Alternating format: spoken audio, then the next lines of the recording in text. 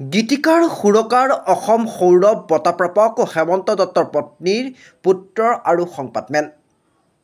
জুবিন গাৰ্গৰ কণ্ঠত প্ৰয়াত হেমন্ত দত্তৰ ৰচিত গীতসমূহ বিভিন্ন সামাজিক মাধ্যমত বেলেগ ব্যক্তিৰ নামত সন্নিৱিষ্ট কৰাত ক্ষোভ প্ৰকাশ হেমন্ত দত্তৰ পৰিয়ালৰ। হেমন্ত দত্তৰ সৃষ্টি গীতক লৈ সংবাদমেল আয়োজন পত্নী আৰু পুত্ৰৰ। প্ৰয়াত গীতিকাৰ হেমন্ত দত্তই জীৱিত কালত বহুতো জনপ্ৰিয় গীত লিখিছিল। তাৰে ভিতৰত অন্যতম আছিল নহ'লে পৰিচয় হিয়াৰে, নায়ক হ'ব খুজি, কিনো সুৰীয়া মাতেৰে, মতলীয়া বতাহকে ধৰি প্ৰায় অৰ্ধ শতাধিক গীত জুবিন গাৰ্গৰ কণ্ঠত নিগৰিছিল। কিন্তু ইয়াৰে অধিক সংখ্যক গীতৰ ৰচক হিচাপে বৰ্তমান সময়ত গীতিকাৰ হেমন্ত দত্তৰ নামটো ফেচবুক, ইউটিউব আদিত সামাজিক মাধ্যমৰ বিভিন্ন প্লেটফৰ্মত উঠাই দি তেখেতৰ নামৰ পৰিৱৰ্তে বেলেগৰ নাম সন্নিৱিষ্ট হৈ আছে। এই লৈ হেমন্ত দত্তৰ পৰিয়ালে ক্ষোভ প্ৰকাশ কৰি পৰৱৰ্তী সময়ত যিসমূহ গীতত গীতিকাৰ হেমন্ত দত্তৰ নামৰ সলনি আন ব্যক্তিৰ নাম সন্নিৱিষ্ট হৈ আছে সেইসমূহ উঠাই ল'বলৈ অনুৰোধ জনায়। আনহাতে গীতসমূহ আনৰ নামত দেখুৱাই বিকৃত কৰিব বুলিও সন্দেহ প্ৰকাশ কৰিছে পৰিয়ালৰ লোকে। ইয়াৰ উপৰিও হেমন্ত দত্তৰ গীত সমগ্ৰ নামৰ গ্ৰন্থখনত সকলো গীত পাব বুলিও জনায় পৰিয়ালৰ লোকে। মংগলদৈৰ পৰা মীৰ চাহিল ইৰফানৰ ৰিপৰ্ট, AN লাইভ। আজি মই আপোনালোকক এই প্ৰেছ মিটখন এইকাৰণেই পাতিছোঁ, কাৰণ মোৰ স্বৰ্গীয় হেমন্ত দত্তদেৱে বহুতো গান লিখিছিল, বহুতো গীত ৰচনা কৰিছিল। এইবিলাক বহুতে গাইছে, বহুত এনকি বম্বেৰ গায়কেও গাইছে। কিন্তু অলপতে আমি ইউটিউব আৰু কিবা গুগল এইবিলাকত দেখিবলৈ পালোঁ, আৰু বহুতে ফোন কৰিও কৈছে যে দাদাৰ কিছুমান গীত, বিশেষকৈ জুবিনে গোৱা গীতবিলাক মানে গীতিকাৰ হিচাপে দাদাৰ নাম নাই, বেলেগ বেলেগ মানুহৰ নাম আছে। তাৰপিছত সেইকাৰণে কথাটোতো বহুত বেয়া হৈছে, কাৰণ আমি কেনেকৈ সেইটো সহ্য কৰিম বাৰু। সেইকাৰণে মই আপোনালোকক মাতি মই মানে কথাখিনি মানে ক'ব বিচাৰিছোঁ যে এইটো এটা অন্যায় হোৱা বুলিয়ে মই ভাবোঁ। কাৰণ এওঁৰ সৃষ্টি কৰা বস্তু আনে নামত প্ৰকাশ হ'বলৈ কেনেকৈ দিম বাৰু। আৰু ক'বলৈ গ'লে এওঁ যিখিনি বস্তু সৃষ্টি কৰিলে সেইখিনি আমাৰ সম্পত্তি, আমাৰ বেলেগ সম্পত্তি নাই। গতিকে সেইখিনি বস্তু যদি বেয়া ব্যৱহাৰ কৰা হয় বা মিছ ইউজ কৰা হয় তেতিয়াহ'লে আমি সেইটো কেনেকৈ সহ্য কৰোঁ। আৰু সেইকাৰণে আপোনালোকক মাতিছোঁ, কাৰণ এওঁ মংগলদৈৰে ল'ৰা, দৰঙৰ ল'ৰা। গতিকে আপোনালোকে এওঁ জীয়াই ৰাখিব লাগিব,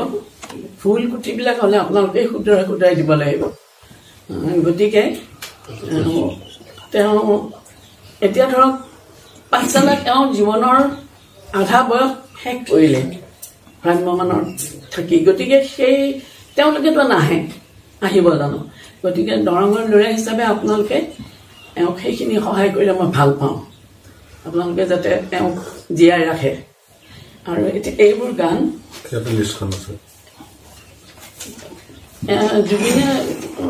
চিনেমাৰ গান গাইছিলে এওঁৰ, ইয়াতে মই লিষ্টখন দিছোঁ। বুকু দুৰু দুৰু লাগে কিয় বাৰু, ইচাতি বিচাতি গা, সেইটো যৌৱনে আমনি কৰা গান। তাৰপিছত কিনো তই বিচাৰি আজি কিনো পালি, বুজিবলৈ আছে পম নায়ক, কিনো সুৰীয়া গানেৰে মোৰ মন আজি ভৰিলে নায়ক, মতলীয়া বতাহে কানে কানে ক'লে যে নায়ক, জীৱনৰ কঠিন বাটত পদে পদে প্ৰতি খোজে জখম, ফুল ফুলে বনে বনে মন উৰে ওলাহতে টপৰা চৰাই বাহ, কিয়নো এচাতি নীলাজী বতাহে ৰণাংগন, মমৰ শিখাটি জে জ্বলে নিজৰে বুকু পুৰি প্ৰেম আৰু প্ৰেম, নহ'লে পৰিচয় হিয়াৰে চিনাকি জানো কোনো হ'ব পাৰে হিয়া দিয়া নিয়া, আপোন বুলি যাকেই ভাবোঁ আঁতৰি যায় সিয়েই দেখোঁ অধিনায়ক, মনৰে পদূলিৰ দলিচা সজালে সুবাসী শুকুলা শেৱালি বুকুলে বাৰুদ, দেখোঁ যে স্বপ্ন মনে মনে অচিৰে হ'বই এটি ঘৰ বাৰুদ। মেক্সিমামত নাই, তাৰমানে আমি স্পেচিফিক কৰি দিওঁ। এতিয়া মই ইউটিউবত সিদিনাখন চাওঁতে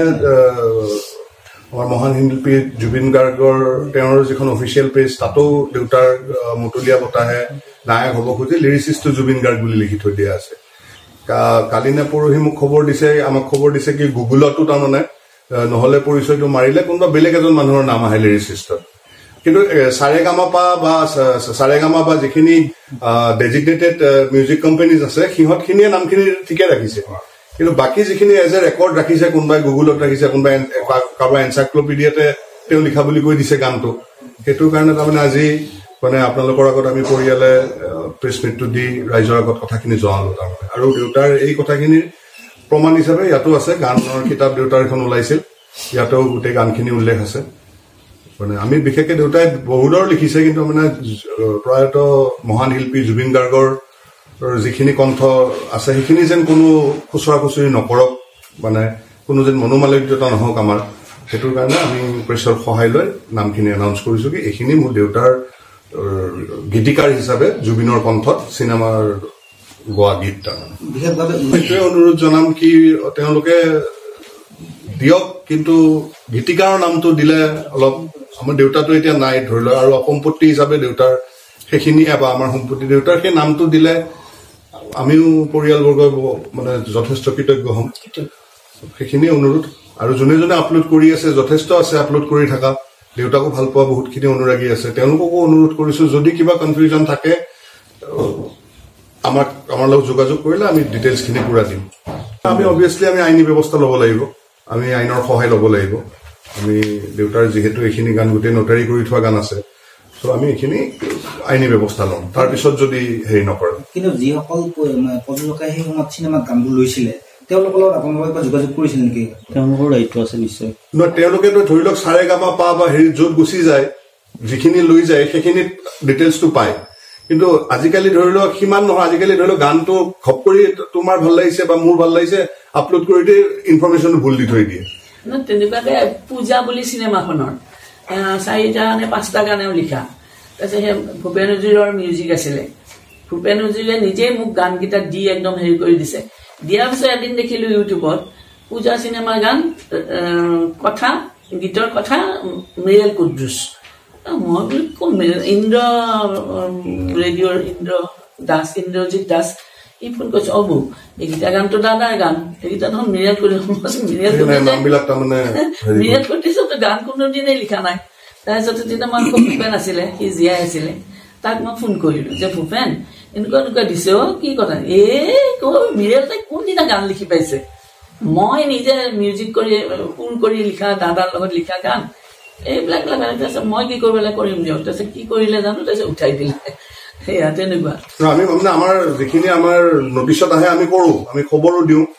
কিন্তু লাষ্ট টাইমো এই জুবিনৰ গান ৰিলেটেড মই সিহঁতৰ পেজতে মই মেইল পঠিয়াইছিলো মানে ৰিপৰ্ট দি তাৰ পৰা মেইল আহিছে এইটো ভুল নহয় এইটো ইউটিউব জেনেৰেটেড এতিয়া ইউটিউব জেনেৰেটেড বস্তুটোতো আমি গম নাপাওঁ টেকনিকেল টাৰ্মটো তো ইউটিউবতো কেনেকৈ গম পাব কি হেমন্ত দত্ত কি লিখিছে কি নাই ইউটিউব জেনেৰেটেড হ'বই নোৱাৰে এইটো ইনফৰমেশ্যন মিছ ইনফৰমেশ্যন হয় চ' ঠিক সেইটোৰ কাৰণেহে মানে এইটো এটা এপিল ইয়াৰ পিছতো যদি এইখিনি কাম হয় তেনেহ'লে আমি আইনী ব্যৱস্থা ল'ব বাধ্য হ'ম আৰু তাৰমানে আছে হপায় কোনোবা সেনেকুৱা এটা চক্ৰ যোনে এইটো কাম কৰে ধৰি লওক দেউতাৰ নাটকৰ ক্ষেত্ৰতো সেইটো হয় মানে দেউতাৰ নাটকবিলাকত বেলেগ বেলেগ নাম দিও নাটক হেৰি কৰে তো সেইটো এটা বেলেগ চেপ্টাৰ বাৰু কিয় কৰে সেইটো আমি বুজি নাপাওঁ তাৰমানে এতিয়ালৈ কিন্তু ভৱিষ্যতলৈ যেন নহওক সেইকাৰণে আপোনালোকৰ সহায় লৈছো মানে আপোনালোকৰ থ্ৰুৱেদি ৰাইজক জনাইছো এই কোম্পানীজবিলাকক জনাইছো প্ৰপাৰ ইনফৰমেশ্যনো নল'ব পাৰে কিন্তু কি ক'ম এতিয়া জানাখিনিয়েও তাতে হয়তো নাজানা হৈয়ে আছে মেক্সিমাম গান জুবিনৰ পেজত যিখিনি আছে জুবিন গাৰ্গে লিৰিচিষ্ট বুলি দি থৈ দিয়া আছে আৰু যোনে আৰু কোনোবাই ইউটিউবত যদি চাওঁ কোনোবা হানাটো কোনোবা ৰাজীৱ শৰ্মা কোনোবা এইমাত্ৰ যে কৰে মিৰুল কুদ্দুছ এনেকুৱা ধৰণৰ কিছুমান নাম হেৰি হৈ আছে তাৰমানে চ' মানে সেইটোৰ কাৰণেহে এই এপিলটো কৰিছো আমি কিতাপখনত আছে গোটেইখিনি গোটেই গানৰ হেৰিখিনি কিতাপখনত নামটো কি হেমন্ত দত্তৰ গীত সমগ্ৰ গোটেইখিনি প্ৰায়ে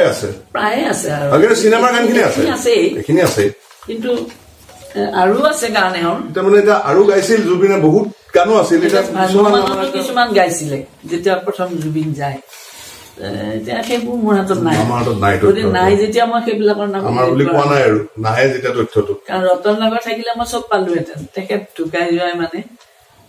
তথাপিও জ্যেষ্ঠ সাংবাদিক অতুল মজুমদাৰ ডাঙৰীয়া মোক বহুত সহায় কৰিছে আমি মনৰ কিছুমান গীত দি আৰু কৈছে বোলে এতিয়া কি কৰিম কওকচোন আপোনাক এইখিনি মই এটা 2-এখন ভ্ৰাম্যমানৰহে জানো তেখেতেতো নিজেতো লিখিছিলে বেলেগৰ নাটকৰো গান লিখিছিল আপুনি কৈছে 500 গীত তেখেতে 1000ৰ ওপৰত লিখিছিল মই কৈছো মোৰ প্ৰমাণ নাই যেতিয়া মই যেতিয়া সেইবিলাক ক'ব নোৱাৰো মই যিখিনি জানো মই সেইখিনি কৰিছো আৰু এতিয়া আজি যদি জুবিন থাকিলেহেঁতেন তেতিয়াহ'লে এওঁৰ আৰু জুবিনৰ বা যেনেকুৱা সম্পৰ্ক এওঁক বৰদেউতা বুলি মাতিছিলে কাৰণ জুবিনৰ দেউতাকৰ লগত বহুত মানে মিত্ৰ আছিলে বহুত বন্ধু আছিলে কিন্তু আজি এওঁ নাই গতিকে জুবিনো নাই গতিকে এইবিলাক যাতে কোনোবা মাজৰ মানুহ সোমায় বিকৃত কৰিব নোৱাৰে আৰু আমাৰ মাজত ভুল বুজাবুজি সৃষ্টি কৰিব নোৱাৰে গতিকে আমি সেই কাৰণেই আচলতে মানে এই সংবাদ মানে আমি পৰিয়ালে কোনো ধৰণৰ মানে কন্ট্ৰভাৰ্সি বিচাৰা নাই ৰিলেটেড আমাৰ দেউতা আৰু মহান শিল্পী জুবিন দা যদি আজি থাকিলেতেন এখিনি হয়তো নহলেতেন আজি তেওঁ নোহোৱা হোৱাৰ পিছত হয়তো বহুতে কিছুমান উল্টা পুল্টা বা ভুল হেৰি কৰিব পাৰে সেইটো লৈ মানে সেইকাৰণে আমি গোটেই ৰাইজৰ সন্মুখত এটা ৰিপ্ৰেজেণ্ট কৰিবৰ কাৰণে আমি প্ৰেছ মিটটো দিছো আৰু গোটেইখিনিক আমি এইটোৱে অনুৰোধ কৰিছো কি আমাৰ দেউতাৰ কথাটোতো কথাই লগত যেন সমূহ ৰাইজক এইটো আমি কৈছো কি জুবিন দাই যেন ন্যায় সোনকালে অতি সোনকালে পায় আৰু জুবিন দা য'তেই আছে হয়তো সৃষ্টি কৰি আছে হয়তো শান্তিত আছে হয়তো শান্তিত আৰু তাৰ মাজতে আৰু এটা কথা কওঁ মই এবাৰ গানৰ দিনৰ প্ৰগ্ৰেম এটা লৈ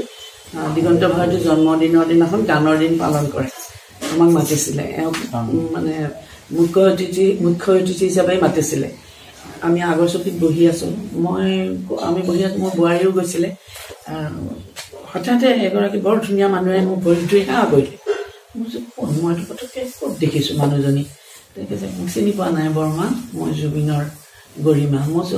মইতো চুমা পাইছোঁ তাইক মই তুমি যে মোৰ ওচৰত আহিছা তোমাক কেতিয়াও দেখা নাই কৈছে মই আপোনাক জানো মই জুবিনৰ মুখত শুনি আছিলোঁ আপোনাৰ কথা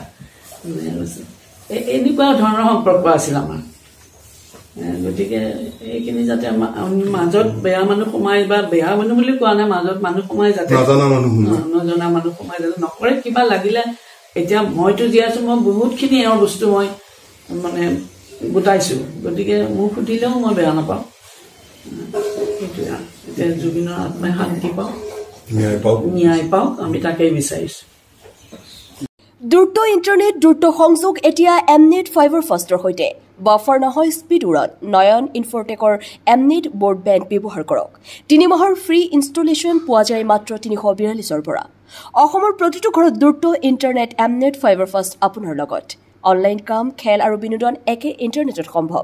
আপোনাৰ স্পীড আপোনাৰ পছন্দ 30 Mbps-ৰ পৰা 155 Mbps-লৈ এতিয়া ধীৰ ইণ্টাৰনেটক বিদায় দি ফাইবাৰ ফাষ্ট লৈ আহক অসমত প্ৰথম দ্ৰুততম ইণ্টাৰনেট সেৱা MS নয়ন ইনফৰটেকৰ পৰা নতুন যুগৰ নতুন স্পীড ফাইবাৰ ফাষ্ট ব্ৰডবেণ্ড ঘৰলৈ যিকোনো খবৰ বিজ্ঞাপনৰ বাবে যোগাযোগ কৰক 7896121996